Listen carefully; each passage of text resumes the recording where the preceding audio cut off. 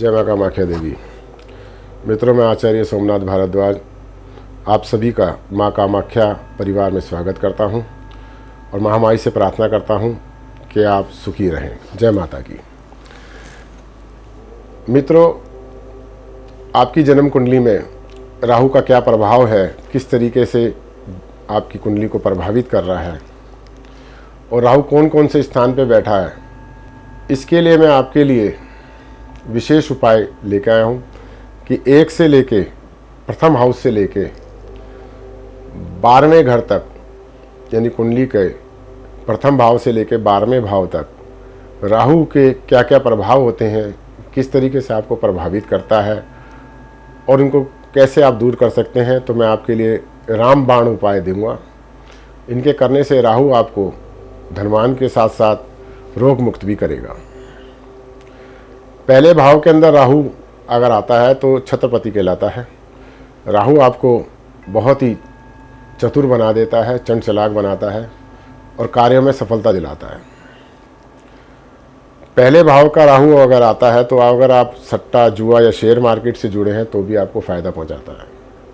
शर्त यही है कि आप राहु को प्रसन्न रखें, राहु के उपाय करके उसे अपने फेवर में कर लें। तो पहले भाव में अगर राहु है तो उपाय ये कीजिए, अपने पास सदा चांदी रखिए, गले में चांदी धारण करके रखिए, इससे आपको निश्चित ही फ़ायदा पहुंचेगा।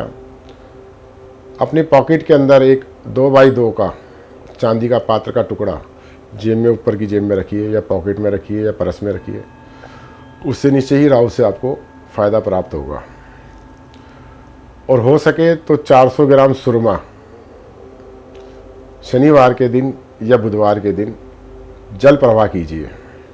आपकी कुंडली के दूसरे हाउस में, सेकंड हाउस के अंदर राहु है तो ये उपाय ज़रूर कीजिएगा, इससे आपको निश्चय ही फ़ायदा मिलेगा। आप चलते पानी के अंदर नारियल को छोड़िए, एक नारियल हर शनिवार छोड़ते रहिए तो उसका फ़ायदा आपको तुरंत मिलेगा। चांदी सदा अपने पास रखिए। चांदी की एक ठोस गोली बड़ी ले लीजिए, 10 ग्राम की, 20 ग्राम की, और वो अपनी पॉकेट में, जेब में रखिए। निश्चित तौर पे आपको इसका फ़ायदा मिलेगा। एक चांदी का चौकोर टुकड़ा, उसका एक पेंडल बनवा लीजिए, उसे गले में पहन के रहिए, उससे फ़ायदा मिलेगा आपको। और घर के अंदर जहाँ आप रहते हैं या सोते हैं वहाँ मोर पंख रखिए आप, इससे भी आपको फ़ायदा मिलेगा। घर में अगर कोई हाथी का फ़ोटो, चिन्ह या कोई मूर्ति रखी है या हाथी दांत रखा है तो उसे घर से दूर कर दीजिए, नहीं तो आप पे धन के ऊपर इसका दुष्प्रभाव अवश्य पड़ेगा। तीसरे भाव के अंदर अगर राहु है तो आप ये उपाय कीजिए, इससे निश्चय ही आपको फ़ायदा मिलेगा और राहु के दोष आपको छू नहीं पाएंगे। जी हाँ, तीसरे घर के अंदर राहु है तो आप मूली का दान कीजिए। मूली लीजिए, उसके पत्ते निकाल दीजिए और मूली को आप गाय को या मंदिर में हर बुधवार के दिन चढ़ाते रहिए। चौथे भाव में अगर राहु है तो ये आप उपाय कीजिए, आपको निश्चय इसका फ़ायदा मिलेगा।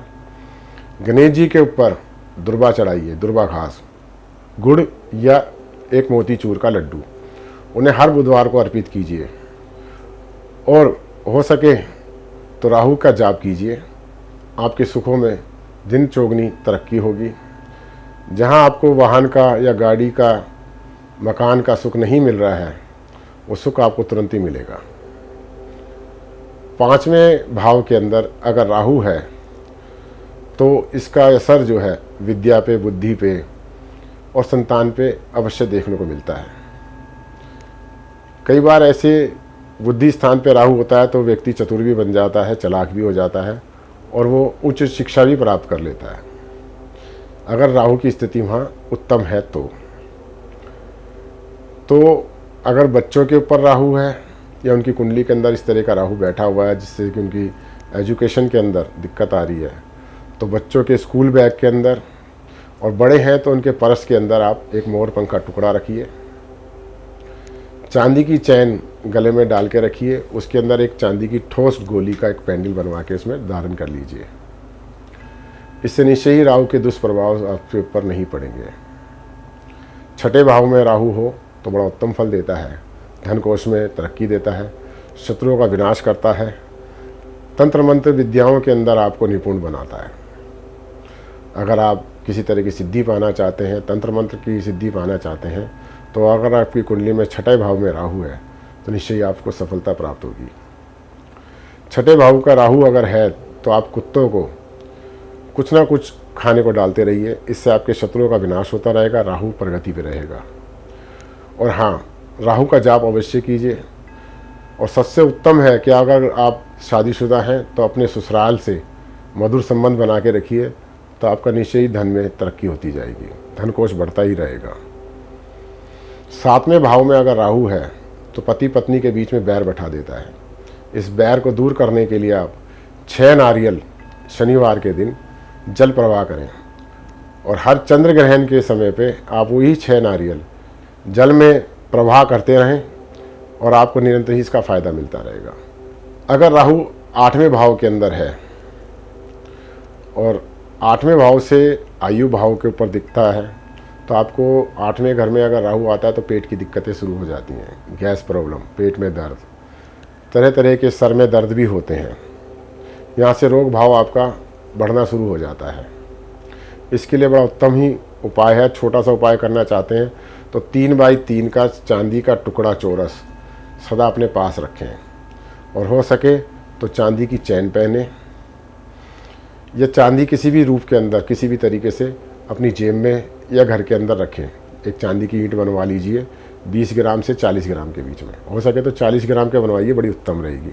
और उसे अपने घर के अंदर या बेडरूम में या कमरे में खुले स्थान पर रख दीजिए, जिससे कि हवा लग के उसे आपके शरीर पे लगे, तो आपके रोग दूर होंगे। और धन संबंधी समस्या जितनी भी है, अगर धन में कोई कमी हो रही है तो वो भी दूर हो जाएगी। राहु अगर 9वें भाव के अंदर है तो भाग्य में बड़ी बड़ी रुकावट डालता है। आप जिसकी भी कुंडली आप देखोगे, आप अपनी कुंडली खोल के देखिए, अगर आपकी कुंडली में राहु 9वें भाव के अंदर है तो मैं गारंटी के साथ कहता हूँ कि आप कितनी भी मेहनत करते हैं आपको उसका फल प्राप्त नहीं होता। 6 महीने कमाते हैं तो 6 महीने खाली रहते हैं। मैंने बहुत अच्छी तरह देखा है और बहुत लोगों की कुंडली में देखा है। इसके बारे में मैंने किताबों में भी पढ़ा है कि 9वें भाव में अगर राहु आए तो पितृदोष भी लगता है और वासुकी कालसर्प दोष भी लगता है। इन्हें दूर करने के लिए आप राहु के प्रयोग कीजिए, इसका उपाय कीजिए। मोर पंख सदा अपने घर में अपने पास रखिए। हाथी का कोई स्टैचू हो तो उसे अपने घर से निकाल दीजिए। हाथी दांत कभी भी इस्तेमाल नहीं कीजिए। हो सके तो जहाँ हाथी रहते हैं या हथ साल जिसे कहते हैं, जहाँ हाथियों को रखा जाता है, वहाँ से आप हाथी के पैर की मिट्टी लाके थोड़ी सी मिट्टी ले आए और एक चुटकी रोज़ पानी में डाल के आप स्नान शुरू कीजिए। 43 दिन तक आप लगातार हाथी के पैर की मिट्टी से स्नान कीजिए, तुरंत ही राहु से छुटकारा मिल जाएगा आपको। माता सरस्वती की पूजा कीजिए, और हो सके तो घर के अंदर एक माता सरस्वती का फोटो लगाइए। इससे राहु संतुलित भी होता है, प्रसन्न भी रहता है, और आपको उत्तम फल भी प्राप्त होते हैं। अगर 10वें भाव में राहु है और व्यापार में आपकी दिक्कत आ रही है किसी तरीके से, या वो ऐसी अपने शत्रु राशि के ऊपर बैठा हुआ है 10वें भाव के अंदर, तो ये उपाय बहुत ज़रूरी है और वो कीजिए, जिससे कि आपका व्यापार और जिस भी कार्य क्षेत्र में आप हैं वो उन्नति पे जाए। 4 किलो देसी खांड लेनी है, हल्की सी पीले रंग की होती है। 4 किलो देसी खांड आप बुधवार के दिन या शनिवार के दिन मंदिर में चढ़ा दीजिए, निश्चय ही राहु आपको उत्तम फल देगा। और हो सके तो सतनेजा का दान करते रहिए, आप पक्षियों को दिए या ज़रूरतमंदों को आप देते रहिए। 11वें भाव में राहु जब आता है तो वो पिता को कष्ट देता है। 10वें भाव का भी राहु पिता को 10 कष्ट देता है, तो 11वें भाव का राहु जब आता है तो पिता को ज़्यादा कष्ट देता है। लेकिन व्यक्ति जिसके ऊपर राहु होता है उसको कम कष्ट मिलते हैं, उसको तरक्कियाँ ज़्यादा मिलती हैं। तो 11वें राहु के कष्टों को दूर करने के लिए व्यक्ति जो है राहु से संबंधित व्यक्तियों की सेवा करे। जैसे जिसका अंग भंग हो रखा हो या कोई हिस्सा कटा हुआ हो, गरीब हो, उसकी सेवा करे। ये बड़ा उत्तम उपाय है कि जो भी व्यक्ति किसी भी तरीके से अंग विहीन हो, उसकी सेवा करने से आपको राहु का उत्तम फल प्राप्त होता है। 12वें भाव में राहु हो तो ये उपाय बहुत सटीक है और ज़रूर कीजिएगा। ये उपाय ज़रूरी भी है क्योंकि 12वें भाव का राहु वह बहुत तेज़ी से कराता है, और जब आता है तो लोगों को उनका जो धन कोष होता है वो कम होने शुरू हो जाता है। और इस उपाय के करने से आपको निश्चय ही लाभ मिलेगा। उपाय बड़ा सर्वोत्तम है कि आप सुबह से लेकर शाम तक किसी भी समय में रसोई में बैठ के खाना खाइए। एक समय, एक टाइम के अंदर सुबह, दोपहर या शाम में से रसोई में बैठ के खाना खाएं। और 12वें भावों में जब राहु आता है तो आदमी को नींद नहीं आती रात भर, वो रात को जगता है, दिन में सोता है। इस बीमारी को दूर करने के लिए एक पोटली के अंदर कपड़े की पोटली बना लीजिए, सफ़ेद कपड़ा हो या हरा रंग का कपड़ा हो, उसमें सौंफ भर लीजिए। सौंफ भर के अपने तकिए के नीचे रख लीजिए। कुछ दिनों बाद उस सौंफ को निकाल के किसी पेड़ के नीचे डाल दीजिए और दूसरी सौंफ रख लीजिए। लगातार ये उपाय करेंगे तो आपको ना नींद आने की बीमारी दूर होगी, आप सुख से सोएंगे, राहु का कष्ट दूर होगा। और आप पे अगर कोई कर्जा है या किसी तरह का राहु की वजह से छठे घर में देखने से किसी तरह का रोग दोष आ रहा है तो वो भी दूर हो जाएगा। उपाय सरल और सटीक है। 1 से लेकर 12 भाव तक के राहु के उपाय में सर्वोत्तम उपाय ये है कि आप अंगहीन, आप अगर कहीं मंदिर पे या किसी के देखें किसी का हाथ कटा हो, पैर कटा हो या कोई हिस्सा ऐसा हो जो डैमेज हो रखा हो, ऐसे व्यक्ति मिले, उनको सेवा ज़रूर कीजिए, उनको भोजन खिलाइए, उनको पैसे दीजिए, किसी ना किसी रूप में उनकी सेवा ज़रूर कीजिए। राहु इतना प्रसन्न होगा कि यकीन मानिए खूब धन देगा आपको। तो ये उपाय करना, इससे आपको निश्चित ही फ़ायदा होगा।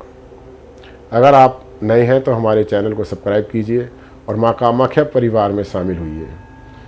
अगर आपकी कोई व्यक्तिगत समस्या है और आप अपनी जन्म कुंडली दिखाना चाहते हैं या उसका विश्लेषण करना चाहते हैं तो स्क्रीन पे दिए हुए नंबर पे आप हमसे संपर्क कीजिए, हम आपको उचित फलादेश देंगे।